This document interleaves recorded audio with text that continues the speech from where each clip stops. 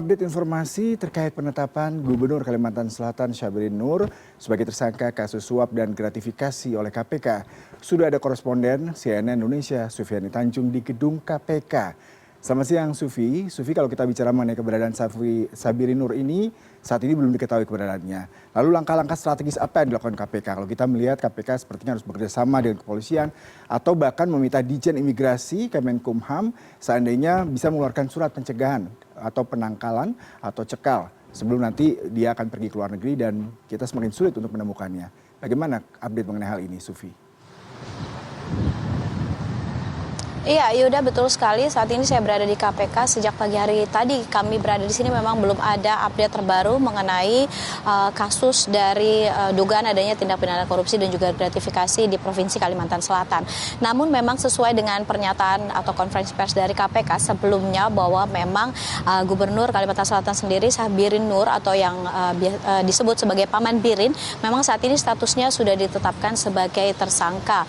Dan sesuai dengan informasi atau keterangan dari KPK sendiri memang sejauh ini Gubernur Kalsel Paman Birin sendiri memang belum ditahan dan nantinya akan ada pemanggilan kepada Paman Birin terkait dengan dugaan korupsi dan juga gratifikasi di pemerintahan Kalimantan Selatan sendiri.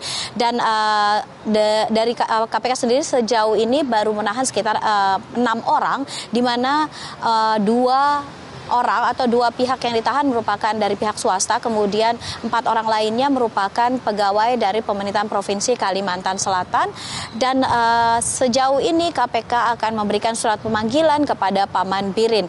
Dan dari keterangan KPK memang Gubernur Kalimantan Selatan sendiri belum dilakukan penahanan karena penahanan yang dilakukan oleh KPK dilakukan mengikuti dari aliran uang yang bergulir dalam dugaan kasus gratifikasi dan pemberian janji ini, di mana sejauh ini orang-orang yang sudah ditahan akan terus dinaikkan statusnya ke penyidikan dan nantinya akan ada tambahan-tambahan tersangka lain karena memang KPK sudah mendapatkan nama-nama dan juga bukti yang kuat termasuk uang sekitar 13 miliar rupiah yang menjadi barang bukti dalam kasus dugaan gratifikasi yang terjadi di pemerintahan Provinsi Kalimantan Selatan ini. Kita masih menunggu tentunya dan KPK tentu saja Yuda melakukan sejumlah langkah pastinya untuk mencegah atau pencegahan dan juga penangkalan agar Paman Birin yang saat ini statusnya sudah menjadi tersangka tidak melarikan diri ke luar negeri. Dan KPK tentu saja tidak bekerja sendiri karena memang menggandeng sejumlah institusi untuk bisa menuntaskan kasus yang terjadi yang masih baru terungkap sejak adanya OTT yang terjadi pada hari Minggu kemarin. Kita masih menunggu tentu saja Yuda perkembangan dari kasus gratifikasi, dugaan tindakan korupsi dan gratifikasi yang terjadi di pemerintahan Provinsi Kalimantan Selatan ini. Yuda.